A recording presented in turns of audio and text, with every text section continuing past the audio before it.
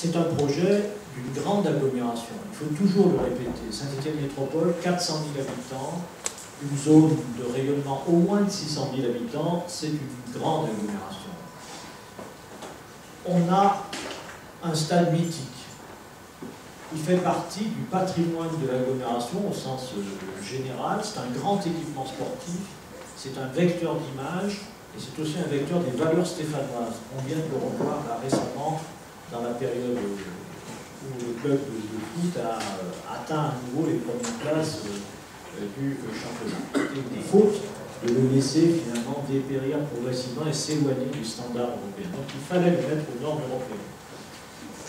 C'est le sens majeur de cet investissement lourd. Dans le cadre d'une candidature de notre agglomération à l'Euro 2016, c'est une candidature évidente.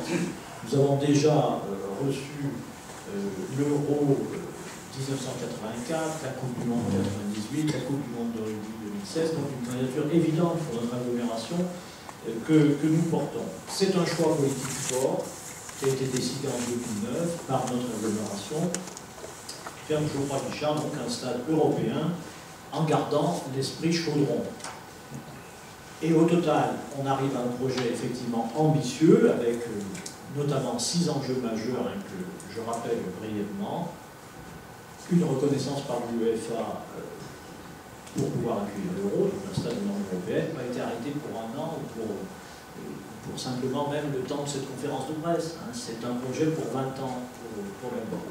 Deuxième point, un stade qui doit être un outil de développement du club professionnel de la SSE dans le contexte de l'économie du football actuelle, qui est une économie compliquée, où on voit bien qu'il faut avoir, c'est l'une des bases, un stade sympathique qui permette le développement d'un projet également dans sa dimension économique. Troisième point, bien sûr, l'amélioration du confort de toutes les places, des COP jusqu'au VIP. Quatrième objectif, minimum 40 000 places. On a 35 000 places aujourd'hui. On s'était dit qu'il fallait quand même au minimum atteindre 40 000. Et avec une augmentation du nombre de places populaires, bien sûr, car nous tenons évidemment à cette dimension. Cinquième objectif, un stade qui soit encore davantage, parce qu'il l'est déjà, mais soit encore davantage un signal architectural important. Son repère, c'est Geoffroy-Guichard, c'est pas n'importe quel stade.